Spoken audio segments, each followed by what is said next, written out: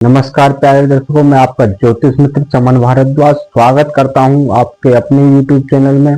अगर आप अपनी कुंडली का परामर्श चाहते हैं, समस्याओं का समाधान जानना चाहते हैं या कुंडली मिलान करवाना चाहते हैं या किसी शुभ मुहूर्त के बारे में जानकारी लेना चाहते हैं तो आप हमारे नंबर 9717764648 पर हम जो बातें करेंगे जन्म कुंडली के 12 भावों से क्या किन किन चीजों का विचार होता है उसके बारे में मैं आपको बड़े अच्छे ढंग से और आसान तरीके से समझाने का यहाँ प्रयास करूंगा। जैसे ही कि मैं अपनी सभी वीडियो में जो समझाता हूँ बड़े आसान और अच्छे ढंग से समझाने का प्रयास ही करता हूँ। तो आज हम बात करेंगे जन्म कुंडली के 12 भावों से किन किन चीजों का विचार होता है। तो आज हम बात करते हैं सर्वप्रथम पहला जो भाव होता है कुंडली में यही होता है जैसे मैंने रेड पेन से लिखा हुआ भावों का पहला भाव, दूसरा, तीसरा, चौथा, पांचवा, छठा, सातवां, आठवां, नौवां, 10वां, 11वां, 12वां ये भाव होते हैं कुंडली के अंदर में। ये हर कुंडली में फिक्स होते हैं। इनमें गिनती कोई भी हो सकती है। गिनती फॉर राशि, जो गिनतियां होती हैं वो राशि को रिप्रेजेंट करती है। तो मैं यहाँ से आपको भावों के बारे में ही बताऊंगा। जिस कुंडली के जो भाव है उसके अकॉर्डिंग ही आपको यहाँ मैं बताने का प्रयास करूंगा। ठीक है, आप लोगों को बड़े आसान तरीके से मैं समझाने का यहाँ प्रयास करूंगा और आपकी समझ में भी आएगा। ठीक है, तो सबसे पहले हम बात करते हैं कुंडली में जो हमारे 12 भाव होते हैं। 12 भावों में जो सर्वप्रथम पहला भाव यही होता है कुंडली में। हर किसी कुंडली में पहला भाव यही होगा। आप अपनी कुंडली उठाएं, उसमें चेक कर सकते हैं। ठीक है, उसमें चेक करें। चेक करने के बाद में आपको पता पड़ेगा पहला भाव जो होता है हमारे, जिसे हम लग्न भी बोलते हैं, लग्न या तनु भाव भी बोलते हैं पहले भाव को। तो इससे हमारे मस्तिष्क जो होता है उसका विचार होता है। दूसरी हमारी जो पहचान होती है, मतलब जो हमारी पर्सनैलिटी जो होती है वो पहले भाव से देखी जाती है। दूसरा जो मानसिक सुख जो देखते हैं, मानसिक या सर का विचार या मस्तिष्क का विचार, तो हम ये सब चीज पहले घर से ही करते हैं। ठीक है, पहले घर से ही इन चीजों का विचार होता है। जो हमारा शरीर कैसा होगा, हमारे शरीर की बनावट कैसे होगी, सर जो होता है सर पे बाल वगैरह बाल होंगे ना होंगे, अगर इसमें कोई क्रूर ग्रह सूर्य है, सूर्य अगर नीच का है, कोई प्रॉब्लम होती है सूर्य क्रूर ग्रह, तो अगर यहाँ सूर्य बैठता है तो वो बालों में कमी दे देता है। और जो हमारी प्राथमिक जो शिक्षा है वो भी प्रथम भाव से ही देखी जाती है। प्राथमिक शिक्षा मतलब जो LKG UKG से लेके 9th तक की जो शिक्षा है हमारे, वो प्रथम भाव से देखी जाती है। प्रथम भाव में जो शरीर है उसका विचार होता है, सर का विचार होता है। और दादी जो होती है हमारी, दादी जो हमारे पिताजी की माताजी होती हैं उन्हें हम दादी बोलते हैं। तो दादी जो होती हैं हमारे, वो भी हमारे प्रथम भाव से ही उनका विचार करा जाता है। ठीक है, तो आपको मैंने पहले भाव के बारे में जो चीजें थी उससे अलग भी और बहुत चीजें होती है जो विचार होती है। मैंने इनके अगर कारक की बात करूं तो जो कुंडली आगे जैसे जैसे हमारी वीडियो आगे बढ़ेंगी तो इनके कारक के बारे में भी बात करेंगे। इस भाव का कौन सा कारक होता है, कौन क्या है, वो सब चीज मैं आगे आने वाली वीडियो में बताऊंगा आपको। अभी बात करते हैं हम दूसरे भाव की। दूसरे भाव जो होता है वो हमारा मुख का होता है, वाणी का होता है। जो हमारे चेहरे की जो बनावट जो देखी जाती है दूसरे भाव से देखी जाती है। दूसरे भाव से ही हमारा जो धन है, धन का जो विचार होता है वो दूसरे भाव से होता है। जो हमारे जरूरी डॉक्यूमेंट्स होते हैं जैसे जमीन के कागज वगैरह जो होते हैं, जो हमारे जो इम्पोर्टेंट डॉक्यूमेंट्स होते हैं वो सब दूसरे भाव में आते हैं। जो परिवार है, जो हमारा कुटुंब है, कुटुंब का विचार भी हम दूसरे भाव से ही करते हैं। और जो हमारा खान पान जो देखा जाता है वो भी दूसरे भाव से देखा जाता है। और जो भी हमारे जो दाईं आंख है उसका विचार दूसरे भाव से होते हैं। और जो सूंघने की जो शक्ति जो देखी जाती है वो भी दूसरे भाव से देखी जाती है।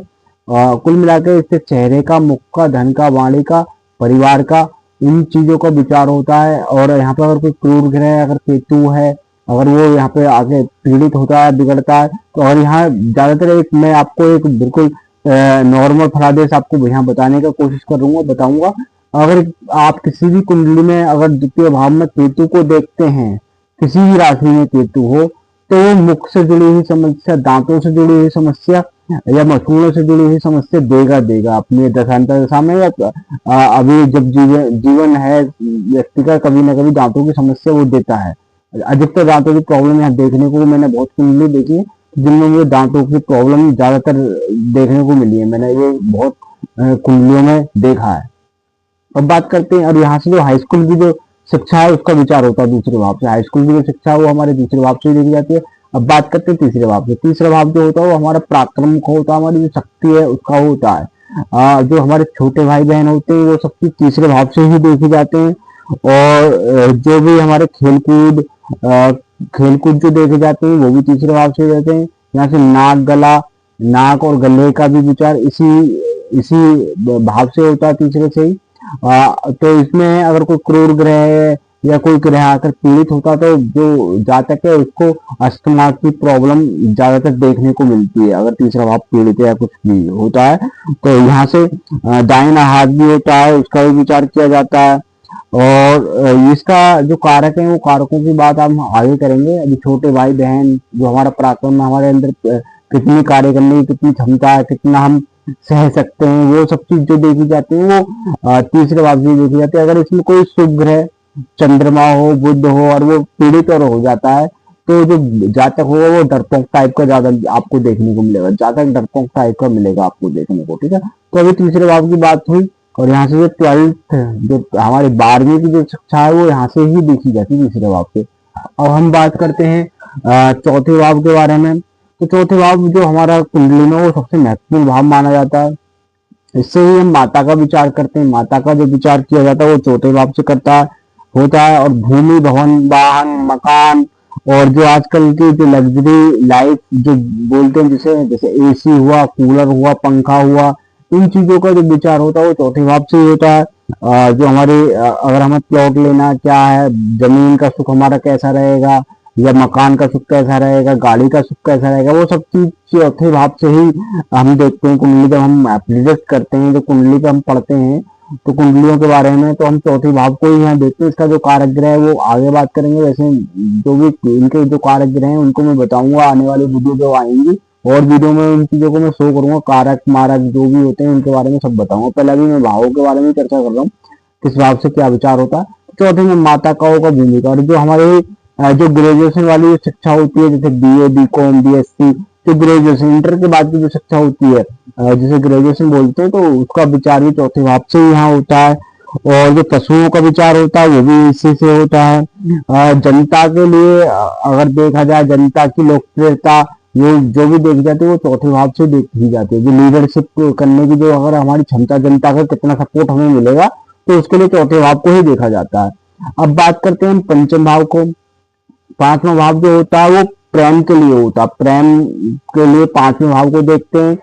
और दूसरा संतान के लिए इसे पांचवें भाव को देखते हैं। और जो हमारा तीसरा होता है, उसे पेट, अगर शरीर के अंगों की बात करा जाए तो चौथे भाव से हृदय का विचार होता है। पंचम भाव से हमारा पेट जो होता है, जिसे तोंद बोलते हैं, तोंद का विचार पंचम भाव से होता है। और जो टेक्निकल जो शिक्षा होती है, ग्रेजुएशन के बाद की जो शिक्षा होती है, जो टेक्निकल लाइन की जो शिक्षा होती है, वो सब पंचम भाव से होती है। और इसे भाग्य का भी विचार होता है, क्योंकि नवम से नवम पड़ता है, इसलिए इससे भाग्य का भी विचार होता है। तो भाग्य का विचार इसी से होता है, क्योंकि नवम से नवम पड़ता है। तो भावत के नियम के अनुसार पंचम भाव को भाग्य का भी सपोर्ट माना जाता है। और इससे जो हम देखते हैं, अगर शेयर मार्केट के बारे में अगर हमें जानना हो, जुआ, लॉटरी, सट्टे के बारे में जो जानकारी लेनी होती है, अगर कोई पूछता लॉटरी, सट्टा या जुए से उसे लाभ मिल सकता, ना मिल सकता, शेयर मार्केट से लाभ मिलेगा या ना मिलेगा, तो हम पंचम भाव को यहाँ देखते हैं। पंचम भाव का देखना बड़ा महत्वपूर्ण माना जाता है। अगर शेयर मार्केट में अगर व्यक्ति पैसा लगाता है तो उसके लिए पंचम भाव ही देखा जाता है। प्रेम के लिए भी पंचम भाव देखा जाता है। तो हम बात करते हैं छठे भाव की। छठा भाव जो होता है हमारा रोग का होता है। ऋण जो हमारे अंदर जो हम पे कर्जा होता है उसका जो भाव होता है वो छठे भाव से ही देखा जाता है। और जो शत्रु होते हैं हमारे, उनका विचार भी छठे भाव से होता है। शत्रु हो गए, और जो कर्जा उसका, जो कंपटीशन, अगर हम किसी चीज का कंपटीशन दे रहे हैं, कंपटीटर जो हमारे होते हैं वो भी सब छठे भाव से ही देखे जाते हैं। जो झगड़े होते हैं, झगड़े वो भी सब छठे भाव से देखे जाते हैं। एक्सीडेंट वगैरह जो होता है वो सब हम यहीं से देखते हैं। कोर्ट केस जो चलते हैं उनका भी विचार यहीं से होता है। तो इससे जो शरीर के अंगों की बात करें तो आंतों का जो विचार होता है वो छठे भाव से होता है। अब बात करते हैं सातवें भाव को। सातवां भाव भी कुंडली में बड़ा महत्वपूर्ण है। भाव तो सभी महत्वपूर्ण है, मगर सातवां भाव भी महत्वपूर्ण है। सातवें भाव से सबसे पहले हमारे पत्नी का विचार जो होता है हमारा जीवन साथी या पति हो पत्नी, अगर जातिका की कुंडली है तो पति का विचार, और जातक की कुंडली है तो पत्नी का विचार यहाँ से होता है। ससुराल का विचार भी यहाँ से होता है। और व्यापार जो देखते हैं वो भी सप्तम भाव से देखते हैं। पार्टनरशिप जो देखते हैं वो सप्तम भाव से देखते हैं। और मूत्राशय के लिए भी सप्तम भाव का, अगर शरीर के अंगों में मूत्राशय का जो भाव होता है उसका भी वहीं से वो देखा जाता है। और तलाक वगैरह के जो देखा जाता है, तलाक होगा या ना होगा, तो उसे भी सप्तम भाव के जो स्वामी है सप्तमेश है उसके उसको देखेंगे। अगर वो पीड़ित है या किसी तरीके से अगर वो पीड़ित होता है तो तलाक के एक योग बनने के। अष्टम भाव जो होता है वो हमारे संघर्ष का होता है। बीमारी जो होती है वो अष्टम भाव से होती है। मृत्यु का जो भाव है वो भी अष्टम भाव से ही देखी जाती है। जो जानलेवा बीमारी जितनी भी होती है वो अष्टम भाव से देखी जाती है। और सॉफ्टवेयर के बारे में अगर देखना हो तो वो अष्टम भाव से देखते हैं सॉफ्टवेयर के बारे में। और पैतृक संपत्ति जो देखी जाती है वो भी अष्टम से यहाँ देखी जाती है। और जो घोर संकट आते हैं, कोई भी संकट आते हैं तो वो अष्टम से ही विचार होते हैं। अष्टम से ज्यादातर बीमारियों का विचार होता है। अगर बात करें शरीर के अंगों में तो गुप्तांगों का जो विचार होता है वो अष्टम भाव से ही होता है। अब बात करते हैं नवम भाव भी। नवम भाव जो होता है भाग्य का होता है। अगर ज्योतिष के लिए देखें तो ज्योतिष के लिए भी नवम भाव को देखा जाता है। अगर कोई पूछता है एस्ट्रोलॉजी के बारे में, एस्ट्रोलॉजर हम बन पाएंगे ना बन पाएंगे, तो उसके लिए भी हम नवम को देखते हैं। और जो होती है ईश्वरीय कृपा, ईश्वरीय या देव प्रेम या ईश्वरीय जो कृपा होती है वो सब भी नवम भाव से देखते हैं हम। धार्मिक यात्राएं, धर्म से जुड़ने का जो काम है जितना भी, वो सब हम नवम भाव से ही देखते हैं। और जो हमारे पोते पोती होते हैं उनका जो विचार होता है वो भी इसी से होता है। साले का विचार होता है तो वो यहीं से होता है, इसी भाव से होता है। और ईश्वरीय कृपा के बारे में बताते हैं। राज कृपा जो होती है, राज्य से जो कृपा मिलती है उसके बारे में भी यहीं से विचार होता है। और देवर का जो विचार होता है वो भी इसी भाव से होता है। अगर किसी जातिका की कुंडली है तो उसके लिए तीसरा भाव है छोटा भाई के हिसाब से, तो देवर का जो विचार होगा वो भी इसी भाव से होता है।